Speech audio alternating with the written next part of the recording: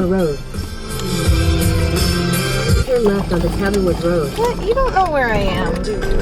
I do not know where I'm going right now. Why did it take me this way? Anyways, day 2 and I already lost my first pair of sunglasses because that's just who I am. I love these pair, but they're like scratched up to shit for some reason. I also had coffee this morning and my friend made it for me and just informed me it was a lot of caffeine, and I have not been drinking coffee lately, so I think this should be an interesting drive. We'll see what happens. I feel prepared, I feel ready. Yesterday was really great. What is happening with this road? We went to this vegetarian restaurant that I actually have had cookbooks of in the past, so that was really cool to see, but they were like closed, takeout only, but we could still sit outside at their establishment. It was very strange, but it was pretty good. And then we walked around Ithaca, saw some cute little stores, kept running into the same people, which was funny. We tried to go see one waterfall. I love waterfalls. I'm like a waterfall chaser, but it was closed off for maintenance. And then we went to another one that was really beautiful on the Cornell campus. We also went to Carl Sagan's house, his old house in Ithaca, literally on a goddamn cliff. Beautiful. It was like this weird Egyptian architecture, weird little house that was passed down from a Cornell secret society, and then some physicists got it, and then Carl Sagan got it. Carl Sagan has been one of my heroes lately. I've been digging his stuff a lot lately, so that was really cool to see, even though I kind of had to like jump and look over the fence because I was too short to see it. It was so fun. We watched the Olympics a little bit. I didn't know there was table tennis in the Olympics, but apparently that's a thing. And oh my god, the cutest dogs. I've been missing my cat so much, so it's so nice to like be around little animals and hang out with them. So that was so nice. They wouldn't let me stop petting them. They both wanted to be pet at the same time all the time. It was so cute and silly. So I had a really good time. It was so good to see him and his husband and see their beautiful house. Thank you for letting me stay near you if you're watching this. Right now I am off to Ohio, where one of my friends lives. I'm gonna stay with her tonight. It's kind of like south of Cleveland, so that's about a 5-hour drive. I'm gonna have a stop in the middle, get more gas, because apparently when you have a shit ton of stuff in your car just guzzles gas so badly. It's gonna be a pricey point of the trip. Oh, that's cute. There's a little welcome to Ithaca sign. Ithaca's funny. There are some really beautiful parts of it. Cornell is amazing. I could have walked through that entire campus all day and been totally happy. It was beautiful. Oh, this is very confusing. I'm getting distracted. Oh shit, am I in the wrong lane now? What the fuck am I? God damn it. There's like a million railroad crossings. What the hell is happening? Where is it taking me right now? I just need... I don't know what's going on. Even though this is like, whatever, upstate New York, the streets are still so confusing. I don't understand what's going on here.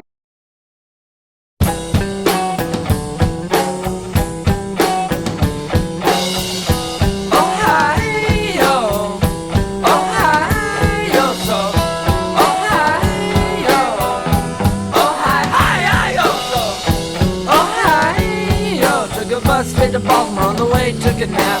Dropped off another, said I'm giving this no back. Yes, there's a lot going on underneath. There's roofs, there's pipes, and there's drainage leaks. So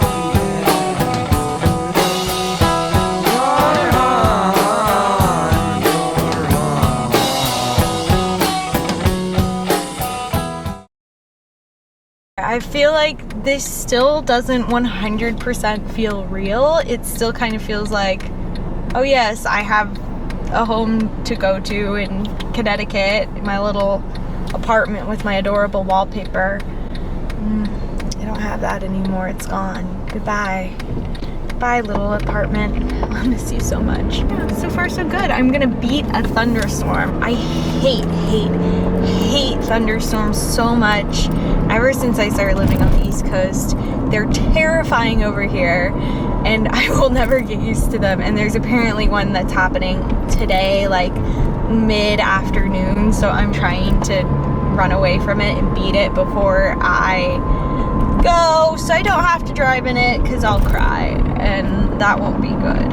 Well, since I have a lot of caffeine in my system right now, and I'm just sitting here in my car talking to myself, trying to figure out where the fuck I am, these weird ass roads, and relying on Google Maps to tell me everything. Why am I moving to California? What's happening to me? Where am I in Connecticut? Why the hell? You know, who wants to be in Connecticut? Nobody. Okay, well, the story is, I'm from California. I'm from the West Coast. I did my undergrad in Oregon. West Coast, best coast. That's the truth. I moved over to Connecticut in August of 2019. I was actually living in Chicago for 6 months prior. I drove out there for grad school. I was at the University of Connecticut getting a master's degree in puppet arts, which is a real thing. And no, I don't want to work with children. I don't like kids. I feel like that's the first thing anybody asks me when I say I study puppetry and I'm a puppeteer, but it's not just for kids. I could wax poetic about that all day, and I'm not going to. Would not have chosen to live out here. It is the only graduate program for puppetry in the entire country. I applied on a whim, not really thinking I'd get in. I have a background in puppeteering, but I just didn't know what I was doing with my life. Once you graduate undergrad, it's kind of just a weird journey of what the hell do I do now? So I applied, I got in, I fell in love with the program, I decided I wanted to do it. So I moved over there 2 years ago today. Holy shit. August 1st, 2019.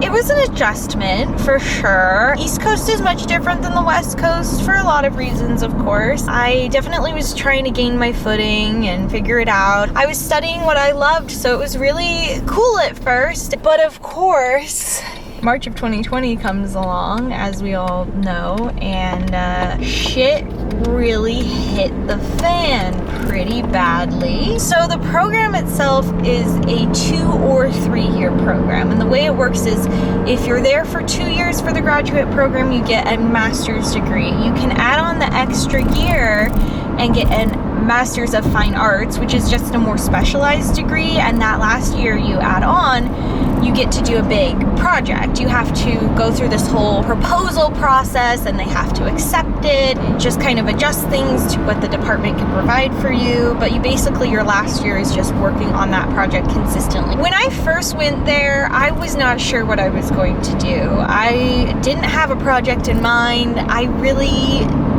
honestly don't give a shit about letters. I just really love art and puppetry and learning and creating. I was just kind of gonna see what the world would bring me, I guess.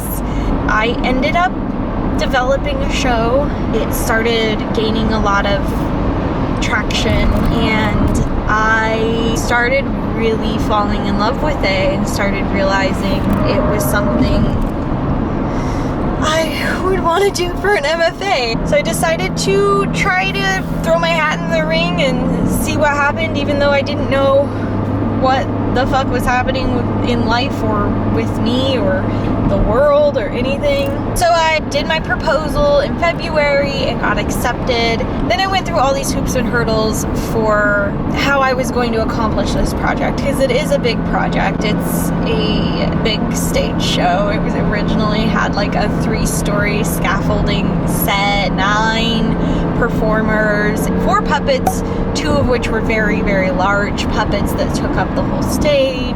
It was a big project, and I understood that. The department had a really hard time trying to figure out what I could and couldn't do. So it was a very confusing process. I got a lot of pressure to change it, make it smaller, make it a one-woman show, make it in a sandbox. So it was kind of a weird process, and at the same time, I was dealing with the most intense mental health experience of my whole life, pretty much.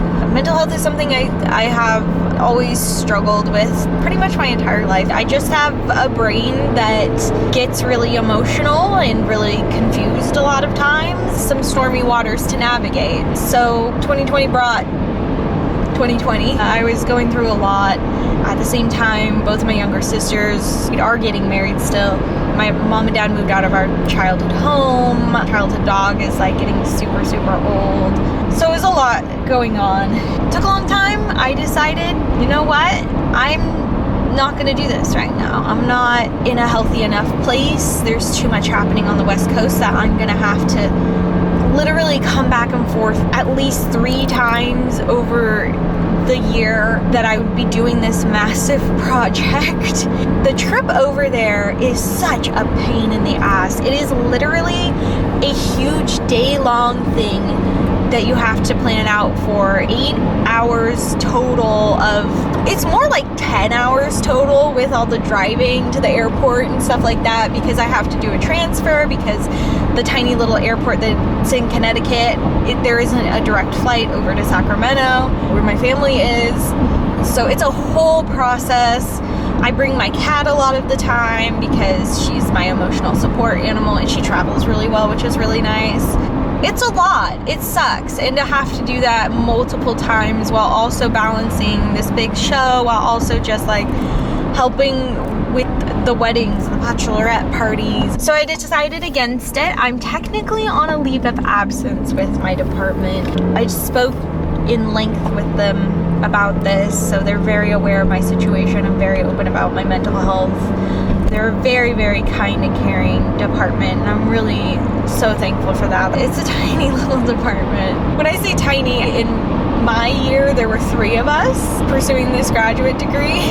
But still, we went all online. When the pandemic happened, it fucking sucked. I still think about how little of an education I actually got for the amount of money that I have to pay back now. It would have been nice to have that 3rd year because the department is at this point still trying to be on the ground, but at this point, who the fuck knows? All these restrictions are going in place again with the Delta variant and all this shit. Puppetry is just it's so hands-on. I mean, of course it is. You do everything in puppetry, which is why I love it so much. You really have to be with people. You have to be in the environment. You have to have all these resources. Like, how do you transfer puppetry in an online environment? That was something we were trying to figure out for so long, and I still don't think we got the best answer we could have. There are honestly some things I made that I'm really proud of and really felt like I did get to develop my voice with puppetry and with figuring out a little bit more of the direction I want to take. Oh, one funny thing. This is fucking hilarious. Now I'm talking about my MFA project. Yesterday, my friend was helping me get the last of my shit out of my house, and he found this little index card that was stuck behind my wall heater, a wall heater in my living room. It's probably hard to figure out what it fucking is. It looks so stupid. This is actually part of my MFA project.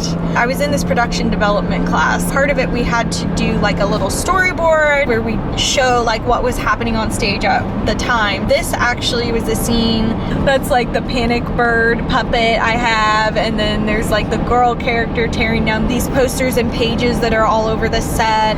Shadow Dreamer characters, pasting them up as she's pulling them down. It's a really panicky scene. This is like the crux of the panic moment in the show, and he found this behind my heater, and I just started cry laughing. What a hilarious coincidence. It's just funny to be reminded that this is what I gave up. This is what I gave up to move to California, and here it is as a last little reminder. And of course, it's the panic scene. I decided to keep it, and I just am having it in my car. God damn it. Bad news. I'm actually driving towards the storm, I guess. It's raining. There's some dark clouds. Behind me, it's kind of lighter. God damn it. I don't know. We'll see what happens, but So far, I don't like driving in this, but I don't know. I thought I was gonna fucking beat it. God damn it. Okay, well, we'll see what happens. Wish me luck. I'll keep you updated.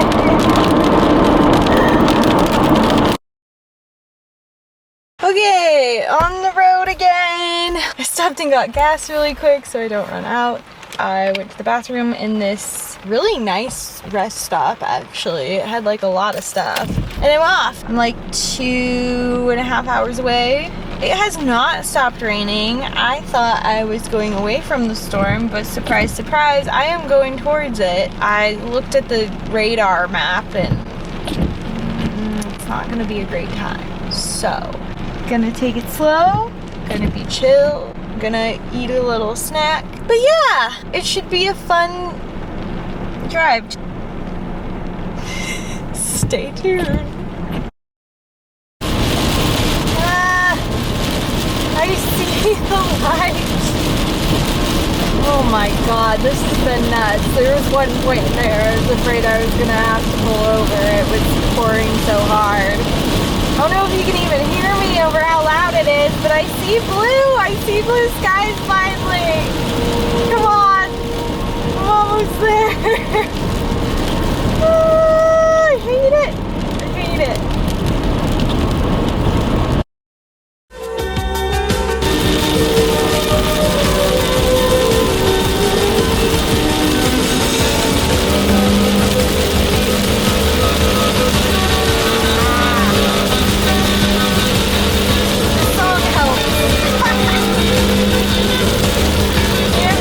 Tears for Fears when there's a huge thunderstorm you're driving.